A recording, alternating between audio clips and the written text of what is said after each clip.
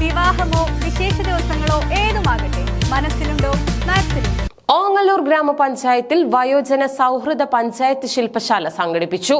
ഗ്രാമപഞ്ചായത്ത് പ്രസിഡന്റ് രതി ഗോപാലകൃഷ്ണൻ ഉദ്ഘാടനം നിർവഹിച്ചു.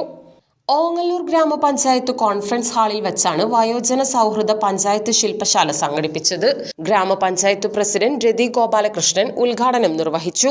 ശില്പശാലയിൽ കേരള ഗ്രാമപഞ്ചായത്ത് association CEO KB Madan Mohan വിഷയാവതരണം നടത്തി. അതുകൊണ്ട് ഒരു വിട്ടുവീഴ്ചയ്ക്ക് നമ്മൾ തയ്യാറാകരുത്, കൃത്യതയോടുകൂടി നമ്മൾ ചെയ്യണം.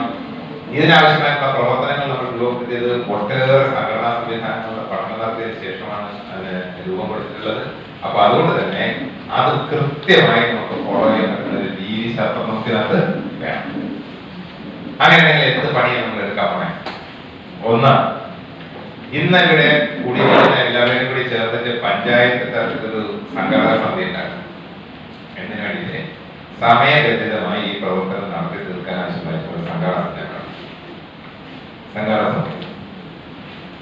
ഇന്നത്തെ ഇവിടുത്തെ മീറ്റിംഗ് കഴിഞ്ഞാൽ ജനപ്രതിനിധികളും ഇരിപ്പുണ്ട്. ജനപ്രതിനിധികളും ഇവിടുത്തെ ഓരോ വാർഡുകളിലുള്ള ആളുകളും തീരുമാനിക്കേണ്ടത് എല്ലാ വാർഡിലും ധൈര്യപ്പെട്ട ഒരു സംഘടനാ സമിതി യോഗം ചേർന്നു. Panchayat vice president TP Rajeesh അധ്യക്ഷത വഹിച്ചു. പ്രിയ പ്രശാന്ത്, പുഷ്പലത, K അശോകൻ, PP വിജയൻ തുടങ്ങിയവരും പങ്കെടുത്ത് സംസാരിച്ചു. 59 വയസ്സ് കഴിഞ്ഞ വയോജനങ്ങളുടെ സംരക്ഷണം ഉറപ്പുവരുത്തി വയോജന സൗഹൃദ പഞ്ചായത്താക്കി ഓങ്ങല്ലൂരിനെ മാറ്റുക എന്ന ലക്ഷ്യത്തോടെയാണ് ശില്പശാല സംഘടിപ്പിച്ചത്. പ്രവർത്തനത്തിന്റെ ഭാഗമായി സംഘാടക സമിതിയും രൂപീകരിച്ചു.